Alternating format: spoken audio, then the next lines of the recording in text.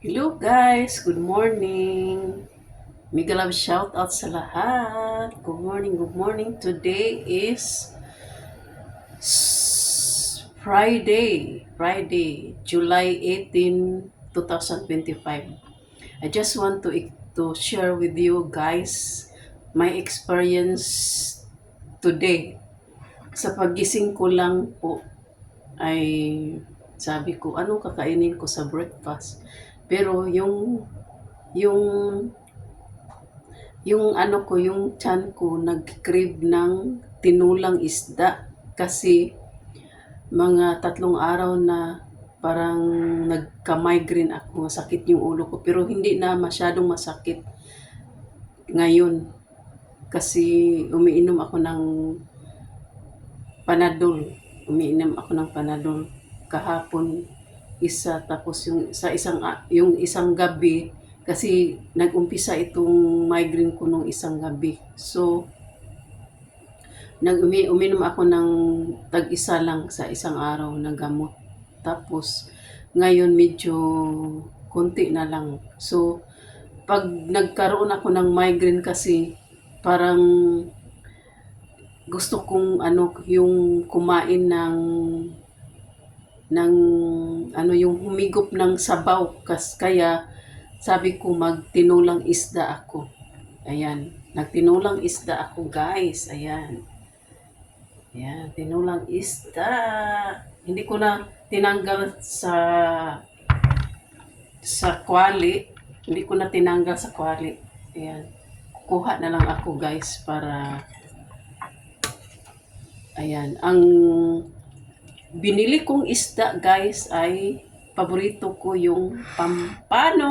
Ayan, pampano na isda. Breakfast ko po ito guys, breakfast ko, hindi ako magkakanin, ito lang ang kainin ko. Pero yung tinulang isda ko, nilagyan ko ng mais. Ayan, yung white corn. Malagkit na white corn ang nilagay ko. Ayan. So, fights na guys yung yung breakfast ko. Ayan, yung breakfast ko is tinulang isda. Talaga nagki-crave ako ng sabaw guys. Tapos ito yung kinikrave ko, tinulang isda.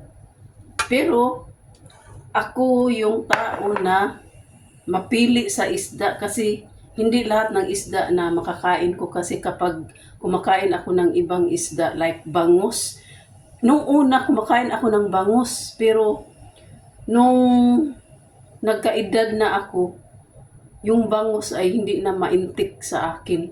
Hindi na talaga siya maintik. Parang pag kumain ako, naglalaway ako yung nagtubod yung laway ko. Anong Tagalog yung tubod na laway?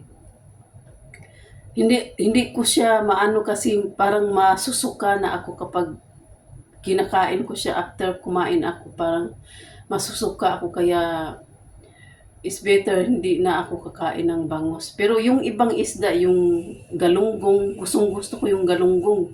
Bumili nga ako ng galunggong para iprito ko. Tapos magdiningding ako, ilagay ko yung pritong isda na galunggong sa diningding. Ayan. So, ayan guys, kain po tayo guys. Breakfast na po tayo. Hindi ako magkakape ngayon, magtinulang isda na lang ako. Ayan, higop tayo ng sabaw, guys. Big love shout out sa lahat. Salamat sa inyong mga support, guys.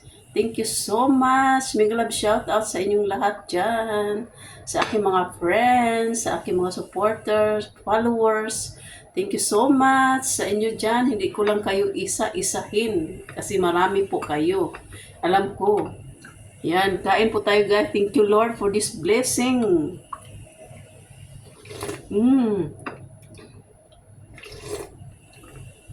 Iba ako magtinulang isda guys. Yung isda,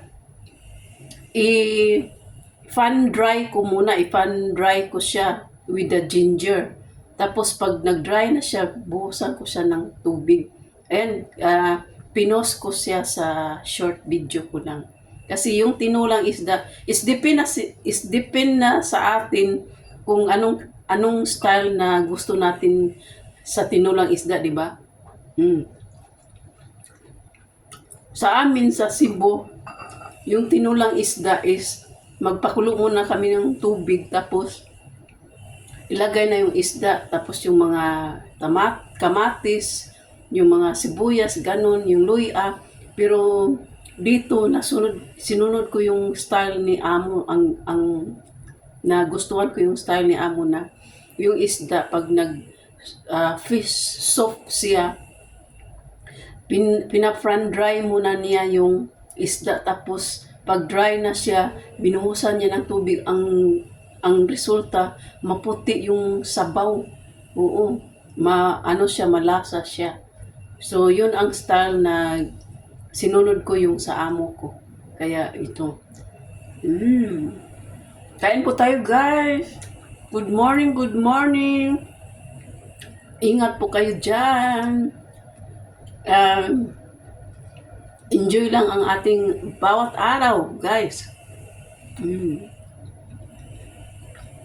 Itong corn, gustong-gusto ko yung itong corn, yung white corn na parang malagkit siya na corn. Lagyan ko siya. Hindi na ako mag-rice. Ito na yung rice ko.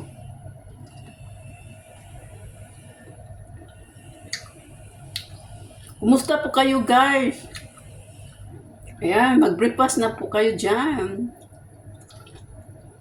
At saka nilagyan ko ng maraming cilantro. Masarap. Gustong-gusto ko yung cilantro. Ayan, oh. Yung cilantro. Tapos yung ulo ng cilantro, yung root niya ay sinama ko din. Pero siyempre hugasan ng maayos kasi mabuhangin yun eh.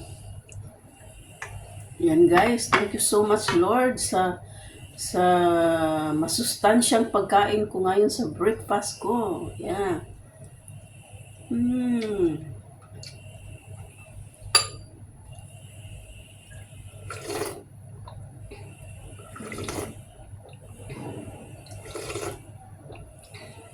Kain na din kayo dyan, guys. Yan, thank you so much.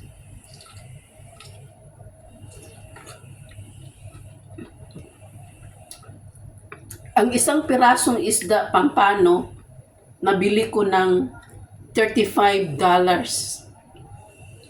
Medyo mahal siya pero napaka-presko. So, ang makain ko lang ngayon guys ay isang isda ito. Sa gitna ng isda. Sa gitna ng yung body niya. Tapos yung dalawa sa lunch ko na. Kasi malaki siya eh.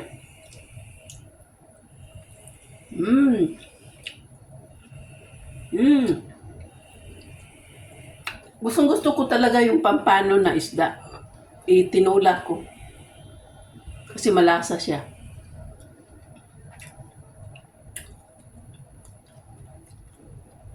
Yan.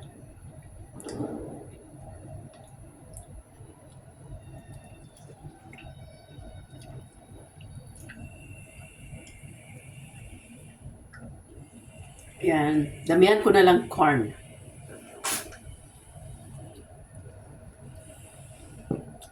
Thank you guys for watching. Thank you guys for your support.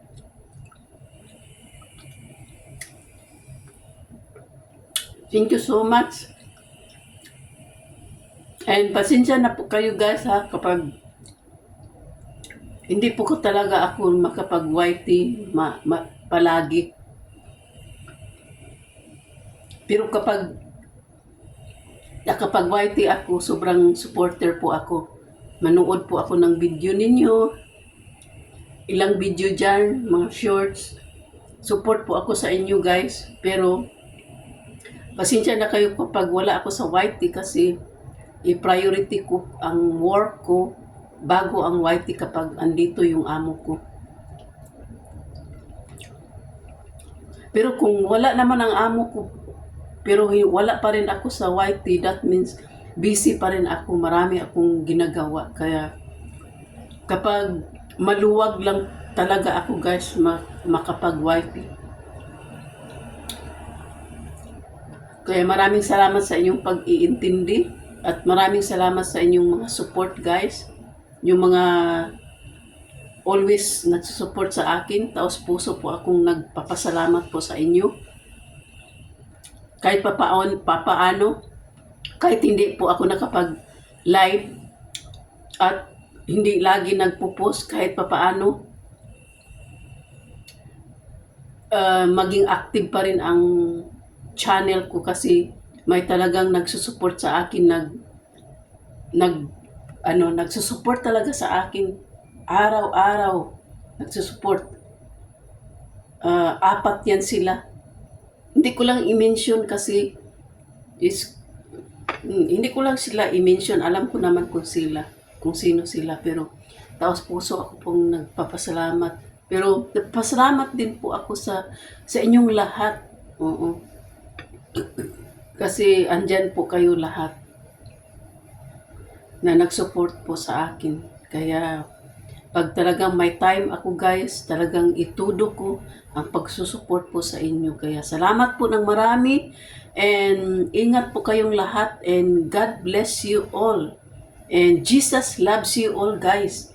And see you for my next video. And please like and subscribe my channel. And if you want to share this video, please share. And thank you so much guys. And bye-bye. Yan. Malapit na po ako matapos guys. Ang sarap ng breakfast ko. Tinulang isda pampano. Bye-bye.